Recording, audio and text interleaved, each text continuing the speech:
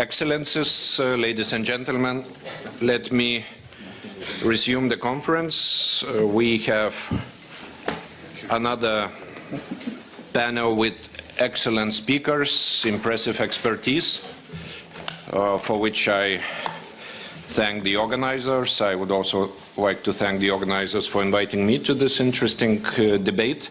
I'm Ramūnas Vilpišauskas, the head of Institute of International Relations and Political Science, Vilnius University. And I will be moderating this panel on rebooting EU's economy. I should say at the outset that we have only 1 hour, and we have 4 speakers, as you see. And I would really like to give a chance for you to comment or ask questions, because this panel is extremely impressive in terms of experience and practical and academic expertise on economic issues of Europe. So I will try to be strict and will ask, of course, all the speakers to try to restrict initial comments to 7 minutes each, and then we could have about half an hour or so of the discussion. So I will immediately turn to Rolf Strauch, who is a chief economist and member of the management board of the European Stability Mechanism. And yeah, the floor is yours, without any further ado. Thank you very much. It's a real pleasure being here. I will talk basically about the euro area, as the European Stability Mechanism serves the euro area. Let me just kick it off with a small observation of us and me, that I work now at the ESM for a couple of years, so to speak, as a crisis manager. I mean, one of the persistent features since the start of the ESM is that whenever there is a noise and a problem in the euro area, and there usually is, then immediately you have the rumors that everything is doomed and the euro will fail, period. And that obviously frightens a lot of people, frightens a lot of investors. So I think it's very important to get also our communication right. And for that, it's very important to just take a realistic view on where we are. And for me, a realistic view has basically 2 things, which is we need to acknowledge what we achieved, and we need to be clear what is the to-do list, so to speak, where we need to improve. Now, let me first go into the achievements. And here, just summarize what I see as key points that we managed with the crisis, where we currently stand. I mean, the topic of the panel is rebooting the European economy. My view is that, at least for the euro area, but I think actually more broadly for the EU, the economy was rebooted. We are back into equitable growth. That clearly has to be noted and can be confirmed. So growth is not exuberant, but it is there, and it's actually not performing badly. I mean, if you look at this, and this is the chart that you see here, is a very important chart. Because when you look at it, what you see is you see long-term per capita growth for the euro area compared to the US prior to the crisis now. Prior to the crisis, what most people overlook is that euro area growth and US growth were, in the long run, per capita growth were the same, 1.6%. And now we are back to 1.6%. So we are, in a way, back to normal. And that should be acknowledged, I think, that's important. And on top of this, we should acknowledge that growth in the euro area is way more equitable than in the US, where you have much more disparity of income. And actually, you can see that over the crisis, the rich people gained more in the US than they did in the euro area. And that's obviously also an important pattern to understand populism. And I think a point we as Europeans can be proud of is indeed the fact that this hasn't been the case for us. There are 2 more points that are important to note. Second is we managed within monetary union to overcome imbalances. Clearly, the crisis was driven by the international factors, but also by domestic imbalances in countries like Spain and Ireland, where policies were not aligned with the necessities of monetary union. Many people doubted that one can address this, cope with it within monetary union, but we managed to do so. That were partly drastic adjustments in countries. And actually, I mean, you in this country, you know what it means having a drastic adjustment. So you managed it. And I mean, people learned that you can also do within monetary union.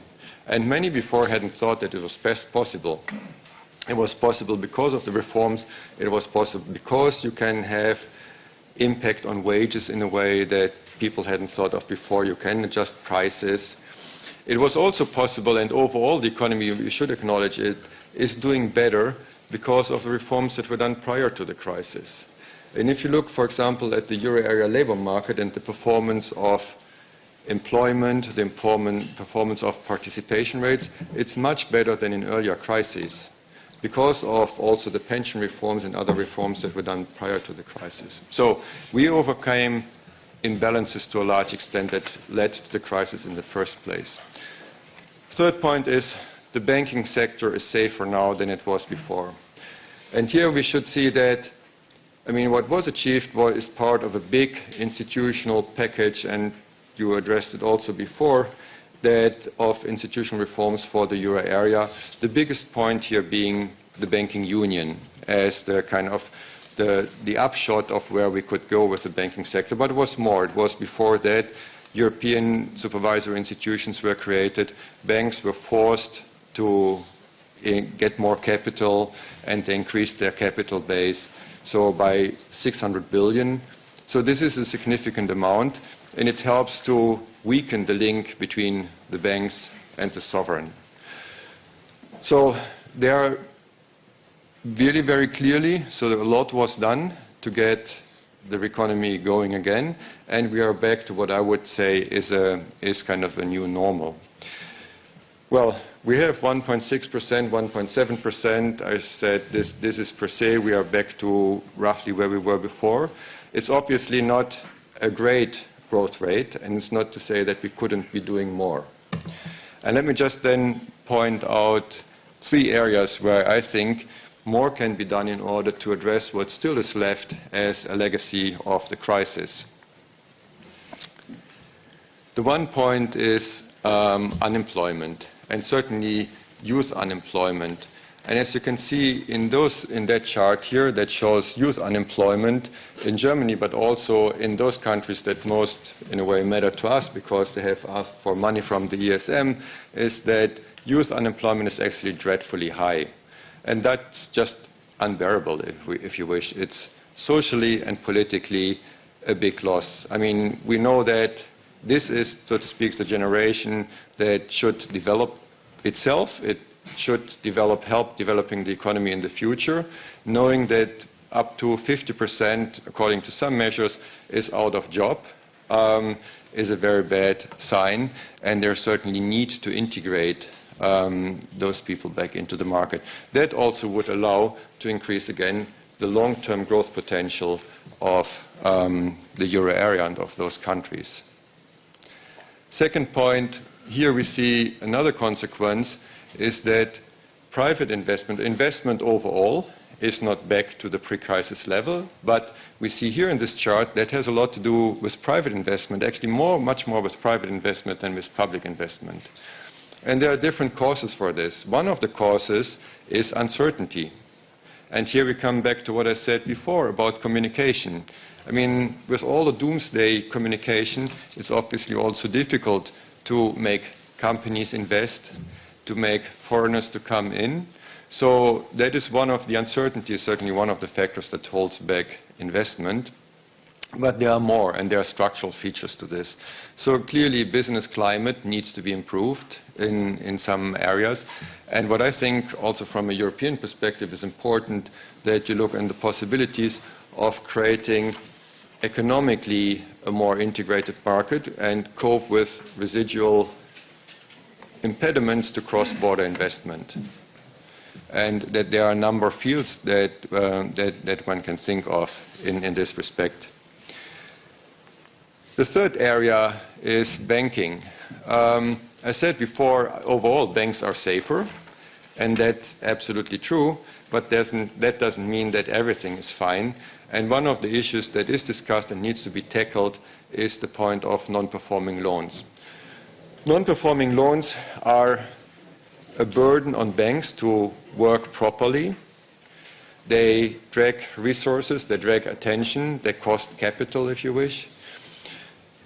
In the euro area, those are concentrated and there are high levels in some countries, and again, often in the countries that we had to deal with, which is Cyprus, Spain, but not only, they're also 10% or higher in Slovenia and Italy. So there is a point that we need to address. It's not calling that there will be the next crisis, because as you can see in this chart, there's a lot of provisioning backing those non-performing loans. So it's not that the banks have taken some care of it, but at the same time we need to acknowledge that non-performing loans should declining faster than they're actually doing. And for that, one needs some additional action. I mean, action can come here also with a view to legislation in order to have insolvency rules that work, in order to have judicial systems that work. So there is some further initiative needed. We also think that in the medium run one should have, in this respect, initiatives at the euro area level. I take it from here. Thanks a lot. So this is my hunch of what we achieved and the realistic what needs to be done. Thanks a lot, Rolf. Thanks for being within time limits. The main message that I take from your talk is that from the perspective of broad economic developments, we are back to normal or back to new normal. If that was the only issue that was important for elections, as it used to be thought when Bill Clinton was running, I think that when the phrase "it's economy stupid" was devised, we should be quite comfortable. But I think US has performed also extremely well in terms of labor market last year. Unemployment figures are the lowest since the crisis, despite the fact we saw the election campaign as it was. So it's not just broad economic trends that are important these days for winning elections. And I will turn now to our next speaker, another distinguished panelist, Mr. Nils Tugesen, who is chair of the European Fiscal Board. I will just mention one circumstance that will show you the impressive experience that he has. He is the man that worked together with Jacques Delors on the institutional architecture of the euro and was at the roots of the Maastricht Treaty provisions on the eurozone and economic and monetary union as we have it today. So the floor is yours, Nils. 7 minutes, please. Thank you very much, Ramūnas, for this kind introduction and for the invitation. I'm most grateful to the organizers. 60 years of the Rome Treaty, and indeed 2 months ago, 25 years of the Maastricht Treaty, are events that have passed not unnoticed, but without much fanfare or celebration in most European countries. And I'm not aware of any other parliament that has held a conference like this, so I'm most grateful to be here. The only event I attended of that nature was in the European Central Bank, which is arguably the most successful single institution in the European Union today. I can be brief, Chairman, also because my predecessor has presented some very relevant graphs, so I can refer to those. They will still be on your mind, and I broadly agree with his view, though I will stress a little bit more the critical elements and the future relating to the Commission White Paper and further initiatives on economic and monetary union. Indeed, an economic recovery has been underway now for about 3 years in Europe, following 3 rather disastrous years, as we could see in Ostrauch's graphs. 11 to 13, we had a dip in Europe which did not could not be observed in the United States or elsewhere. That's the one major blip in the European experience. And that's a good illustration of the dangers of some aspects of European cooperation.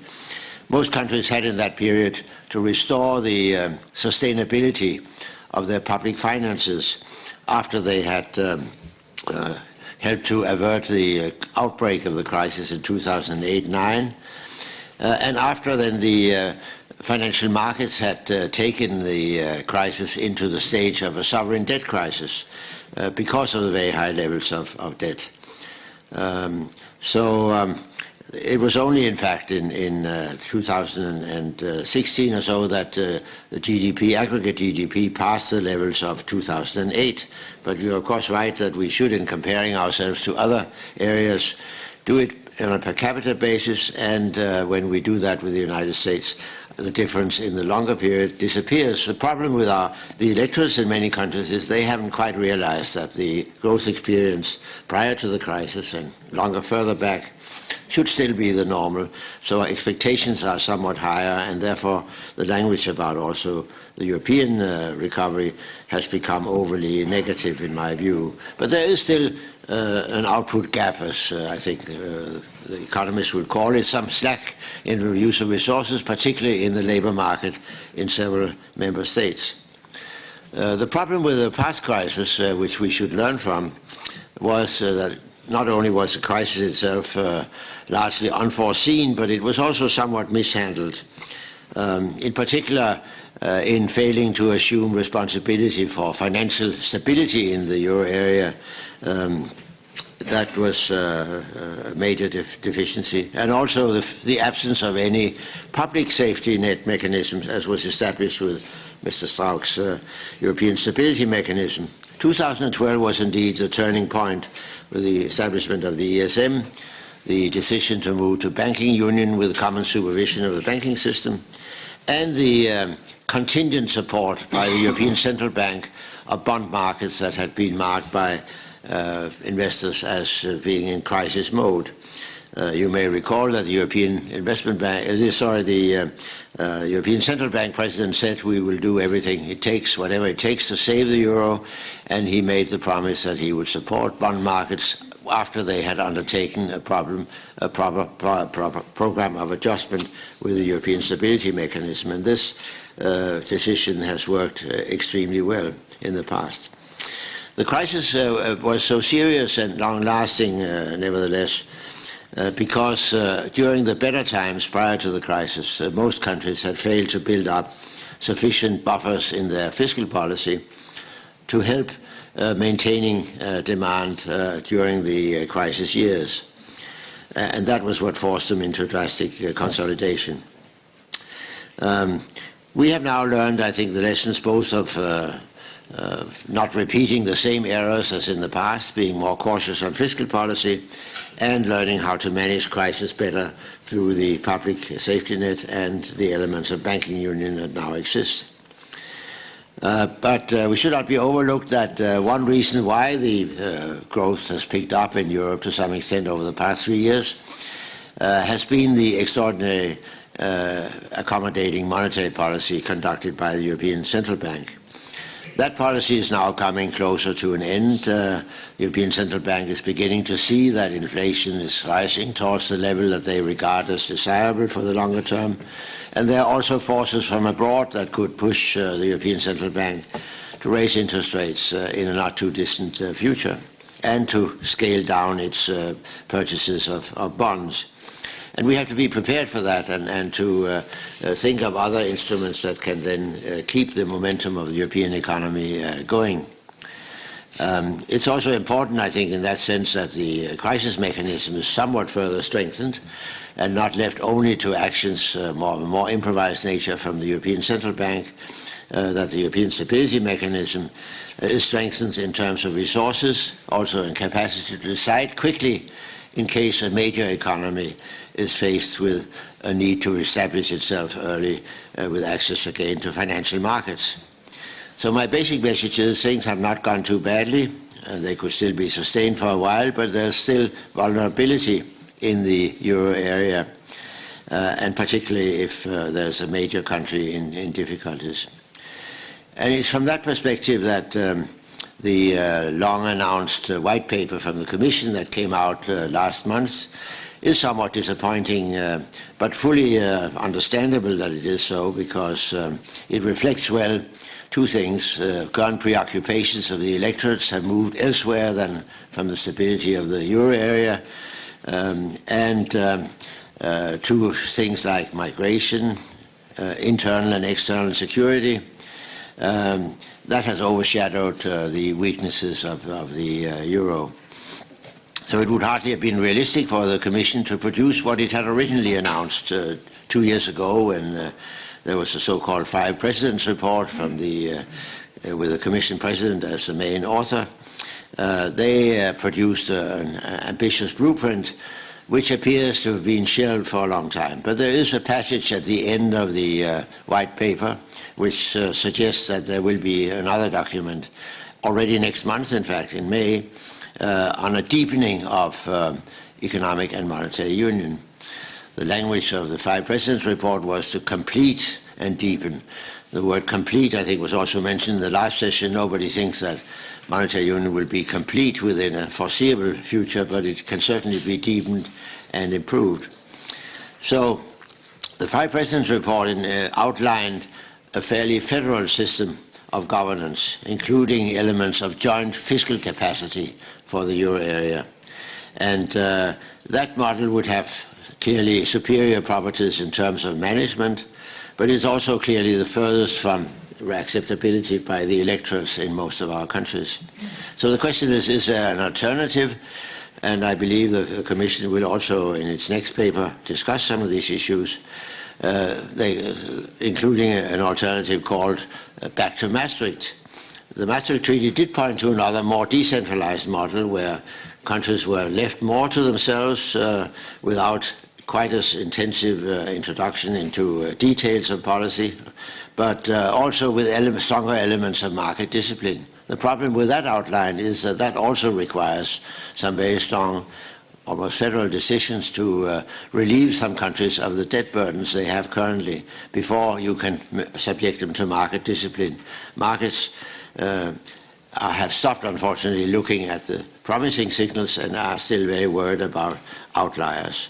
If the elections in France and Germany have the outcome that now looks probable, it is, I think, not unrealistic to expect that these two large economies will again begin to take initiatives that could move us into a serious discussion between these alternative routes of developing and deepening EMU. Thank you very much. Thank you very much, Niels, and thanks for touching the issues of institutional reforms. Further institutional reforms, I think we will return to this in the discussion part, and now I would like to give a floor to Jan Beck, Professorial Research Fellow at the European Institute of the London School of Economics and Political Science. Jan, what types of classifications will you suggest now? AAAs for the state of European economy or something else? The floor is yours.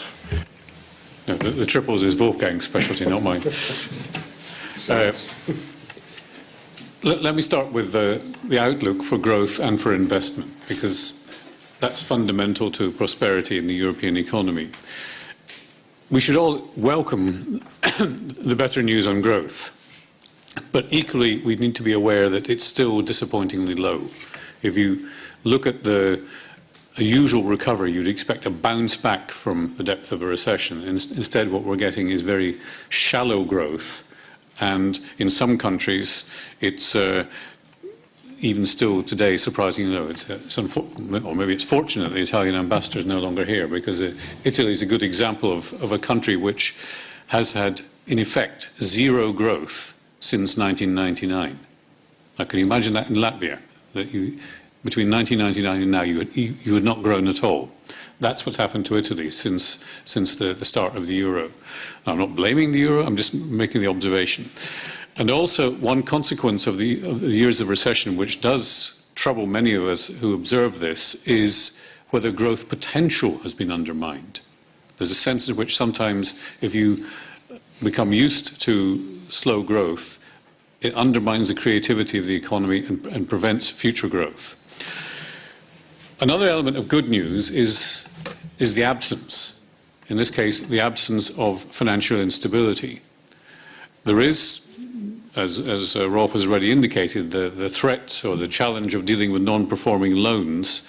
And a twist to this is that non-performing loans have to be dealt with in the context of the reforms of European ways of approaching this through banking union. And it's not clear that what Italy in particular is trying to do with sorting out its banking system is able to be done without breaking the new European rules on resolution. There's a tension there about the Italian state's attempts to capitalise Monte dei Paschi di Siena, one of the big troubled banks. One area of considerable uncertainty is political, and political uncertainty does tend to weigh on the economy, so we have to be alert to this conjunction. No sign of financial instability, but a very strong increase in political uncertainty. A further concern is the weak productivity growth in so many countries. Productivity is, after all, the foundation of growth, and there's a very simple formula: GDP equals growth equals the productivity times employment. If employment is sticky and productivity is sticky, you don't have the underpinnings for growth. Maybe one rhetorical answer to this is to change language and stop talking about structural reforms, which everybody hates, and start talking instead about growth-promoting policies. They're the same thing, but the language might help. However, investment is low. Rolf showed you the slide.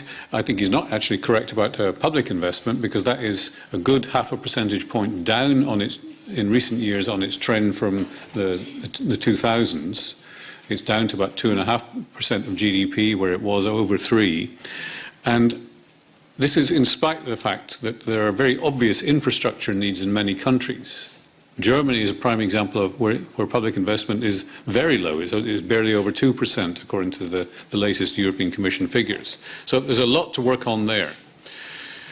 And I'm going to read you a quote by somebody who is now advising Emmanuel Macron in France, Jean Pisani-Ferry, who says, on average, governments are using the gains implied by lower interest rates to spend a bit more or to reduce taxes, rather than to launch comprehensive investment programs. Now, if that is the case, we're creating a potential new problem for ourselves by not renewing the economy fast enough. If you want to reboot, you need to invest. That's a simple message from this panel. Then we have imbalances. Imbalances are, in some cases, quite extreme. I think we can look at imbalances at the macroeconomic level between countries. The best known one is the Dutch or German current account surplus on the balance of payments, 8-9% of GDP, which is taking money out of the system through the high level of saving. And necessarily, if these countries have surpluses, other countries somewhere in the system have to have deficits. Now, at the moment, that deficit is with the rest of the world. But there has been times in European economic development where the German surplus was offset by the Spanish deficit, and we're in danger of going back towards that if the German surplus doesn't modify just a bit. Now, the real question then is, how do you get the Germans to spend more? They say we're at full employment. How can we spend more? So that's a dilemma of European economic policy. Deficits have certainly eased, and this will make Niels's life in chairing the European Fiscal Board somewhat easier and more comfortable, not to have to worry about deficits. But debt is still stuck at around 90% of GDP. That's a high level of debt if things start to go awry. And in this context, it's worth remembering that the original figures for the 3% and 60% that you're all familiar with, you may wonder where they arose from. In fact, 3% and 60% were roughly the figures in the early 1990s, and they were consistent with a growth rate of the economy, which is the real economy growth plus the inflation rate of around 5%. 5%, 3% and 60% are a steady state. Today we have nominal growth under 3% because there's no inflation, and the real growth rate is maybe 1.5%, so it might even be as low as 2%. You therefore need a much more strict deficit target to arrive at the same steady state. So there's a disjunction between the fiscal rule limit of 3% and the steady state. We also have imbalances within countries, uneven growth spatially. There's some regions doing relatively well, some doing badly, and in some countries this is quite extreme.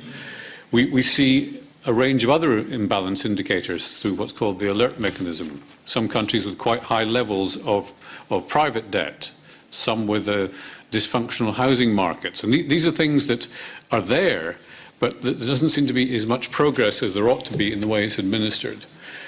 And necessarily, something that has already been hinted at by Rolf, is the uneven distributive effect of the recovery, with youths in particular losing out, but also, in many cases, the constituencies to whom the populists appeal these are the people who are not gaining much so far from the recovery. So we need to work on this distributive dimension of it as well.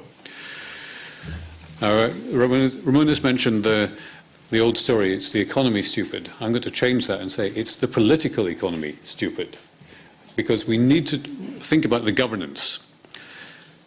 Fiscal rules have been undermined by the decision last summer to impose fines on Spain and Portugal, except for the fact that those fines were €0, which is a very curious way of imposing a fine. We fine you, but we charge you nothing.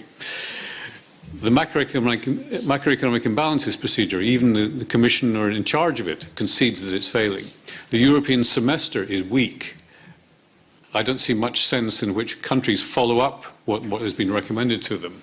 The Five Presidents report, although Niels's new office is one follow-up from it, the fact that the other things are not really making progress ought to be a considerable cause for concern. And the reason is very simple for this. We haven't sorted out the difference between risk sharing and risk controlling, which divides essentially France and Germany. France wants risk sharing, Germany wants risk controlling. Until you can reconcile the approach to this, you're not going to make progress. And just as a side note to this, we have exactly the same dilemma around refugees, although in this case it's Germany that wants risk sharing, sharing out the refugees, and other countries that want risk controlling. So that principle applies in both ways. And I'll leave you with, as you might expect, the words of Woody Allen. Confidence is what you have before you understand the problem. Thank you. Thank you very much, Ian. Very well-structured and interesting set out of remaining outstanding issues. And now we'll have an assessment coming from this region, from Latvia. And I'm happy to give a floor to Martin Kazaks, who is a chief economist at the Swedbank of Latvia. The floor is yours. 7 minutes as well, please. Thank you. I think I do not have much to add because the previous interventions were fantastic. But before moving to the Central and Eastern Europe and Baltics in particular, I'll just give some kind of notes on where the European economy at the moment is. Of course, it's a clear cyclical upswing. Okay, the economies are growing. We see unemployment falling. We see that last year, except for iffy Greece performance, 27 of 28 countries kind of recorded positive GDP growth. Okay, so that's good. At the same time, if you take a look at the situation where we are, what we see that last year, 10 countries, only 10 countries of 28 did not have negative output gap. Okay, whatever it means, it's difficult to estimate, but still it's very much under the potential. This year we expect it's likely to be something like 15 countries if we can take the European Commission's forecast. If we take a look at the level of GDP, then what we see that in 2016, 10 countries still had GDP per capita below the 2007 level. Okay, so they still have not recovered back to the pre-crisis level. If we take a look at the population, what we've seen that in 8 countries out of 28, 11 countries out of 28, we have a lower population than it was. If you take a look at the Central and Eastern Europe, we see those problems much more acute, especially in the Baltics. In Estonian case, it's mid-single digits decrease in the population size. At the same time, if you take a look at the Latvian and Lithuanian numbers, it's over 10% decrease in the population since 2007. and that will drive lots of economic and political processes going forward. What are these things? Perhaps what to mention of the Central and Eastern European countries that is going to be important going forward. One thing is certainly everybody, I would say, in the Central and Eastern Europe is stuck in middle income trap. So it's going to be extremely difficult to get out of there. What we've seen that to grow these economies with decreasing and aging populations, we need exports. What's going to be the risk issue is what we're going to see in the global terms. What about the protectionism risks? And also, of course, immigration. Yes, the population is aging, but if we add migration trends, then it's really a time machine. Okay.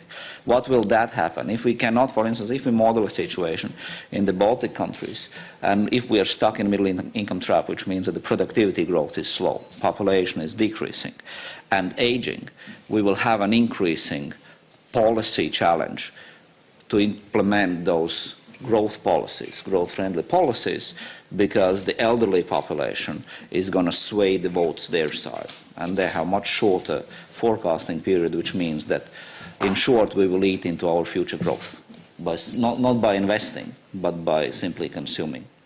Okay? So this is certainly going to be an issue, at least in the Baltics. And these political risks that we currently have, that are very kind of imaginative, if you take a look at the population aging, are quite likely to turn into fiscal risks. If you take a look at the Baltics, for instance, at the moment the expenditure related to the elderly population is very small, but the speed of aging in the societies is very fast. So that may sway, again, those political risks into fiscal risks. What else in the Baltics and Central and Eastern Europe is important? If you take a look at the investment activity last year, we see that most of the Central and Eastern European economies had negative gross fixed capital formation growth. And one of the major reasons for that was the lagging of the EU funds inflow. So the CE economies have not grown up yet to deal without those funds. Okay? And decreasing dependence upon the EU support is going to be very critical going forward. We also see in some cases financial market fragmentation. We have banking system that is heavily heavily dominating the financial markets, and we lack diversity of actors in the financial markets.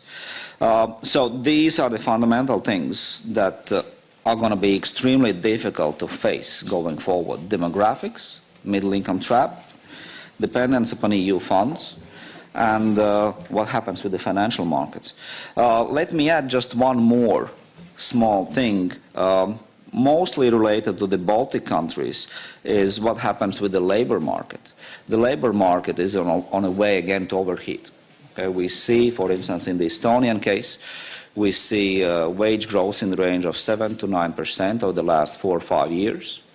We see that productivity growth is lagging. We see that profit margins of corporates are the lowest except for 2009, which was the crisis year. So what does that mean? It means that the wages gradually eat up the possibilities to invest, and that may undermine future growth as well.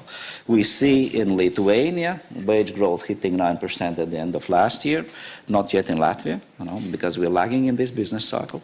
But in a few years' time, if the EU funds will finally start to come in, we will have the same here. So for the Baltics, the major thing is, yes, we will have over the next few years, we will certainly have a cyclical upswing, and that is going to be good for the economy. But how to turn this cyclical upswing into sustained long-term growth that does not, so that we do not get stuck in the middle income trap. Thank you. Thank you very much, Martin. Thanks for bringing in the issue of demography. I think it's not just retired people in Germany, as Wolfgang mentioned in the first session, that are observing how their savings are doing, but increasingly this will also become a more and more important preoccupation of Latvians, Lithuanians, taking into account this aging population, and in this respect, the ECB's decision on interest rates are going to be increasingly important here in terms of redistributive effects. We have 15 minutes left, so I will open the floor and collect questions and comments, and will ask the panelists to take note of them, and then we'll return to the panel with responses to all the questions and comments that we collect. So I saw a gentleman here, yes, and yes. Yes, please introduce yourself. Maris Graudinch, question to Mr. Kazaks. You mentioned the potential negative impact of wage growth vis-à-vis investment, but how do you view the positive impact of greater purchasing power in the economies via wage growth? Thank you. I hope... No. You took note of this question. Yes, gentlemen. Please also introduce us. Hamid Lajavardi. I would particularly like Professor Beck to respond, but any other panel member, I would welcome the response as well. One, of course, is the issue of euro, which was raised. Northern Europeans are much more productive in their economy than Southern Europeans. As a result, there's a dichotomy that the Northern Europeans can always be export-oriented, as the case of Germany, whereas the Southern Europeans are at a disadvantage. How do you resolve that issue? Other one being the rule of law. It seems that everyone agrees that the European Union should follow the rule of law as one of its basic values, but yet the criteria, the economic criteria that have been agreed on, the 3%, 60%, it seems like they apply much more strictly to smaller countries than they do to larger countries. We've seen examples of that. And finally, perhaps Professor Niels can give me some idea as to what was the advantage of the European Union with the banking system muddling through in terms of writing off their non-performing loans. The US took a very radical approach of basically writing off everything in the beginning. The Europeans have basically taken a muddle-through approach, slowly, gradually, to do that. What was the advantage of that versus, say, the American way? Thank you. Thank you very much. Yes, please introduce yourself. Yes, hello. Gert Seglitz, I'm an economist. Last week, Politico put together a list of 12 people that ruined the EU, and number 5 is François Mitterrand, the father of the euro. And if we look at the euro today, things are not great. I mean, you have high unemployment, 10% or so in France. You have Greece, where the rest of Europe have lent some 200 billion. You have very high unemployment in Spain and Greece. So also you have German savers who are not happy with negative interest rates, and so on. So the question is, provided that the French and German elections go, let's say, well, there's Macron and Merkel, what do you see would be the 3 decisions they would have to make in 5 years to fix euro, really? Because is it joint bonds? Is it cleaning up banks' balance sheets more aggressively? Is it intensifying transfer union or so? Thank you. Thank you. And we have 2 ladies first. Yes, please. Thank you. Ina Tieli, the board member of European Women's Lobby. And I want to share just a couple of figures as well. So it's 16.3 and 39%, and 26.7 and up to 19%. And that relates to, first of all, the gender pay gap across Europe, 16.3, where women are less paid than men, varying from Luxembourg and Italy, like around 5% to Estonia, up to 26% of this pay gap, and 39% of pensions gender gap across Europe. And second one is the poverty in Europe for women, 26.9%, and as most single parents are women, it's almost 90% of single parents who live under poverty line across the European Union.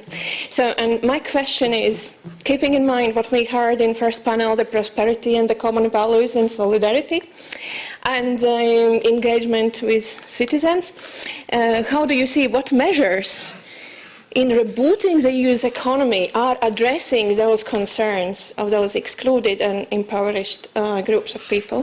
Thank you. Thank you. We'll see what this male panel will respond to this in a moment. And yes, Volita. Thank you. Volita Čigāne, Latvian Parliament.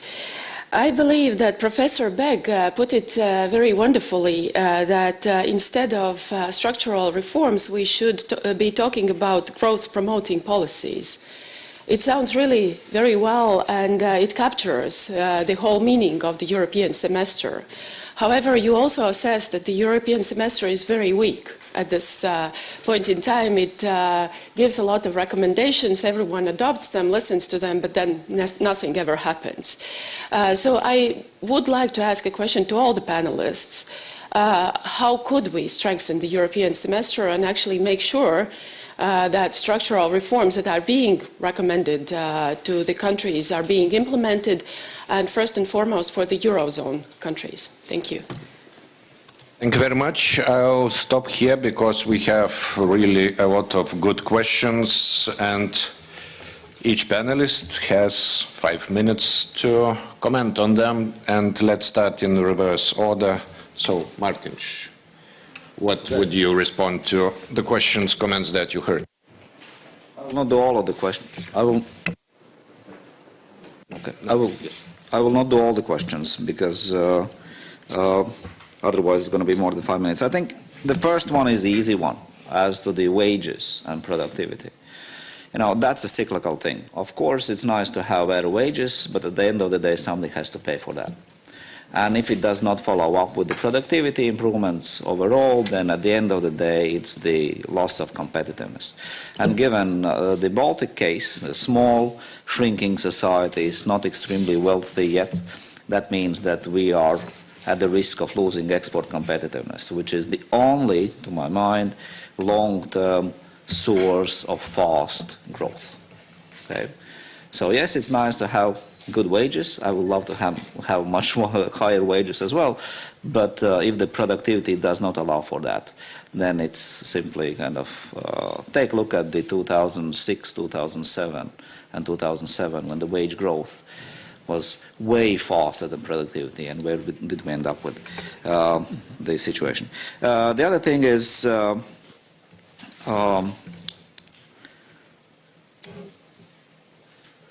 as to the market discipline, and I think the market discipline should come more into play. Okay? And unfortunately that means that yes, there should be debt write-offs, yes, kind of in terms of the Greek case and all these kind of things, yes.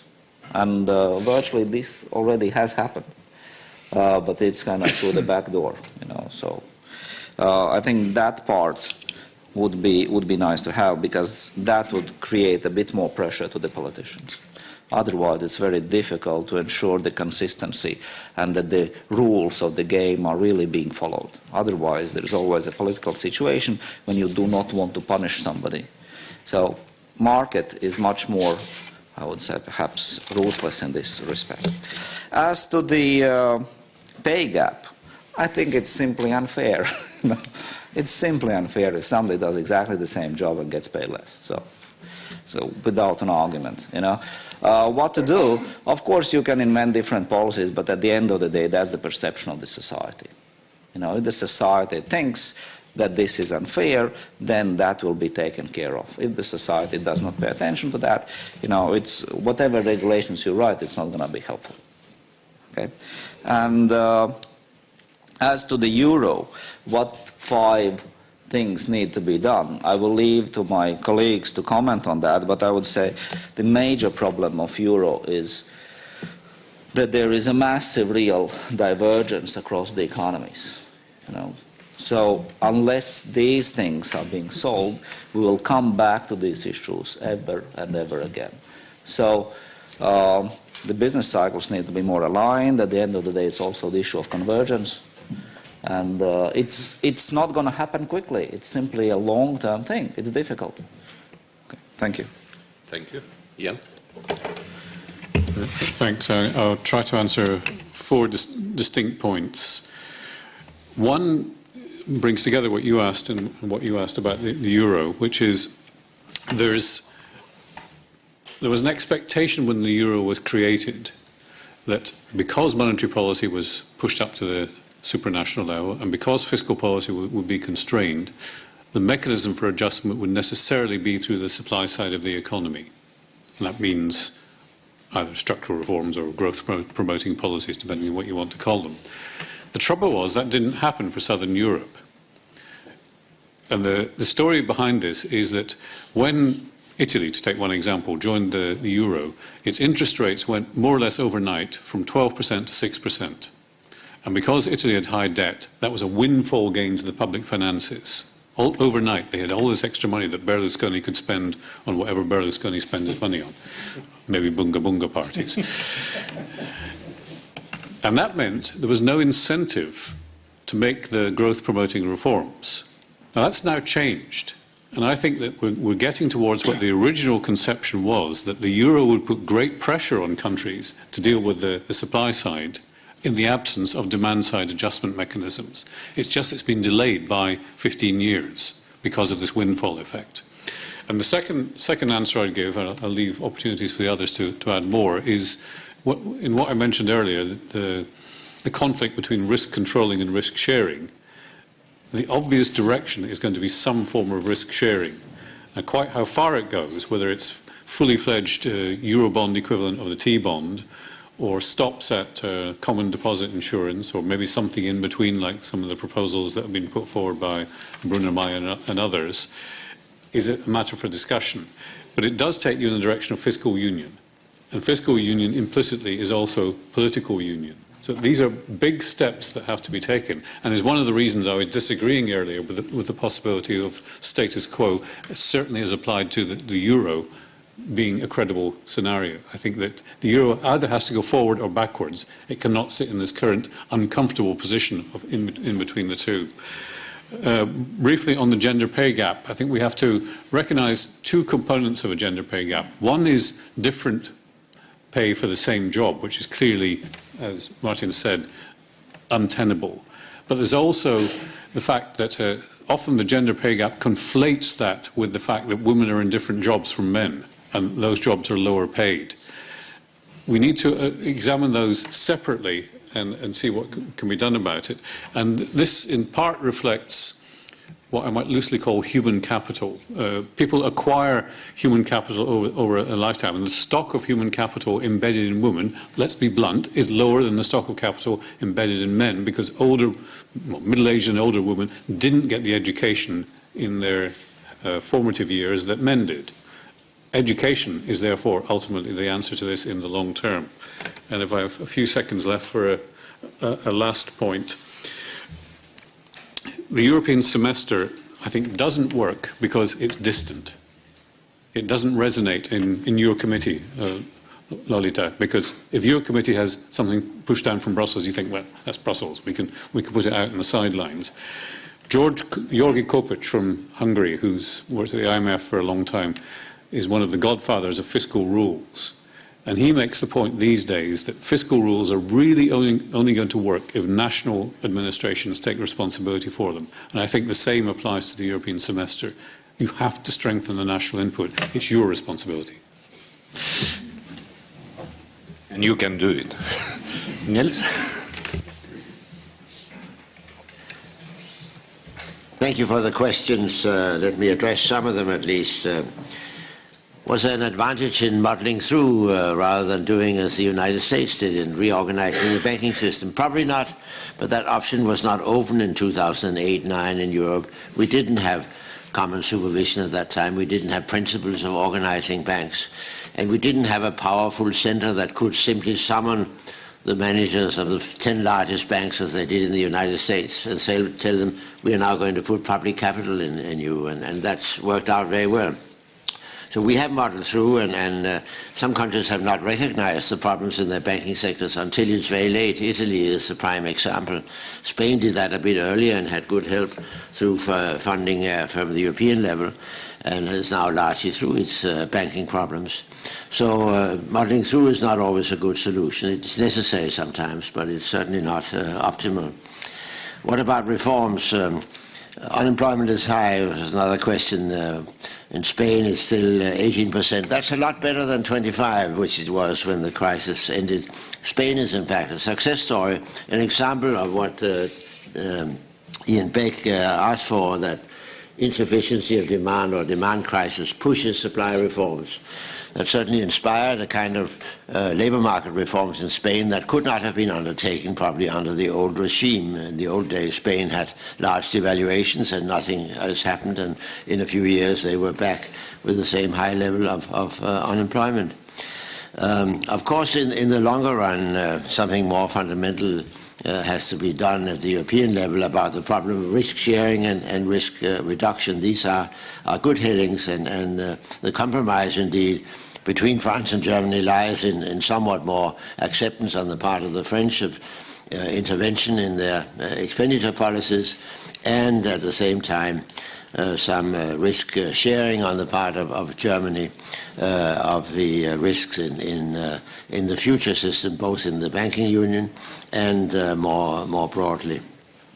The European semester is clearly weak, as are, for that matter, the fiscal rules, which I have a special role in monitoring what your countryman, Mr. Dombrovskis, does on this. I'm employed by him, but I'm independent of him, so my role is precisely to look at that. It's saddening to see how little of the European semester, despite all the restructuring that has been done and all the qualified recommendations that are made to countries from European institutions, how little effect they seem to have, and even a slightly less effect than a couple of years ago when they were introduced.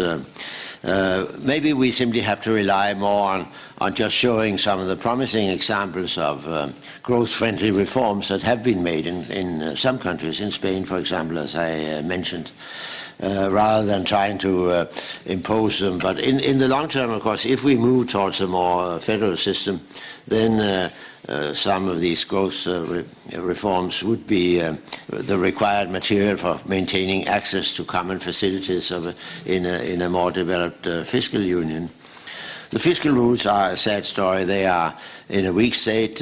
We shouldn't underestimate that they still have some effect. You can see that in the domestic debate in many countries. It's seen as an embarrassment that you may risk to come back in the excessive deficit procedure. Latvia is in the preventive arm. That's not so serious, a smaller margin than most other countries. So, but the rules are discussed nevertheless. Sometimes they are modified too frequently and accommodating individual situations, but they're not totally inefficient. They are still, I believe, have some use. In the longer run, of course, as was said in the first question, the north of Europe is more export-oriented, the south is less so. But that also has changed somewhat. I remind you that today only France has a current account deficit in the euro area. Other countries, including those we label as non-exporting, have succeeded in boosting their exports, not only in compressing import levels somewhat. So we shouldn't give up. I think we've seen major improvements in some of these respects of external imbalances. Thank you. Thank you, Nils. And last but not the least, Thank you. Would it be possible to get my presentation back up there? I would like to show one slide. I was asked to be very brief, so just by terms of catchwords. As a manager, you get coaching. The first lesson I got from my coach is that when you are a manager, typically you focus 80% on your energy on the things that go wrong. If you want to be good, focus 80% of your energy on the things that you do well. Then you can be good. So, and I take, with all due respect to Woody Allen, and I know that you were moderate in your comments, but it's the same thing. The point is we can obviously always be in doubt, but it's also about what we believe in and what is the main scenario, and we should not forget about the risks. But what is it that we want to achieve, and that should be driving our action. Having said that, there was quite some question about risk reduction and risk sharing. So let me show you one chart. So this is about risk sharing in different areas, in big areas. And it shows different mechanisms of risk sharing. And what you generally see is that the degree of risk sharing in the US, but also in Canada or Germany, among regions, it's much higher than in the euro area. Okay? So, and those, they function in a way, because every kind of shock that hits the economy to a large extent can be smoothed out across the different regions because it doesn't hit everyone at the same time. Okay? Now, there are different mechanisms of getting there, and what you see here is credit market, capital market, and fiscal. Fiscal is the public part of it, but there are other parts, private sector parts of this. What we need to work on is the private sector part of it, because what we do there doesn't have to be done by the public. Private sector part means also capital markets. There is the capital market union. We need to make capital markets work better and be able to transfer resources across the EU. But there is a fiscal component there that needs to be covered as well, and we see that it's very small in the euro area as compared to the other regions, if you wish. Okay? And here is an idea that one could probably think about, which is kind of creating, if you wish, a common kind of rainy day fund, a common kind of buffer on which countries could selectively draw without debt mutualization. That won't work. Without permanent transfers, that won't work. What I think is clear, in order to get there, we need to think about risk reduction beforehand, otherwise we're not going to get there. And we don't need a full political union, and we don't need a full fiscal union. This is a partial solution. The rest doesn't work politically at this stage, and I think we will not get there in the foreseeable future. But if we have such a kind of a limited scheme of a buffer that helps countries, then I think if you tie that also to compliance with fiscal rules, then you would have an additional incentive mechanism, and that may make structural reforms work better than they do now, and adherence to the rules. Thank you. Thank you very much.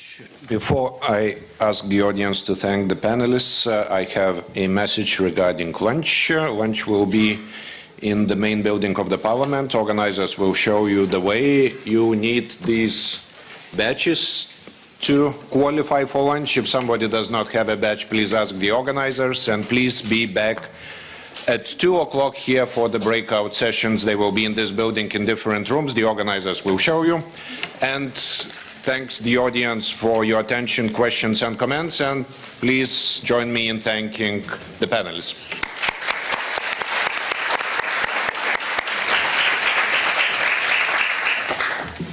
Thanks a lot. Sorry for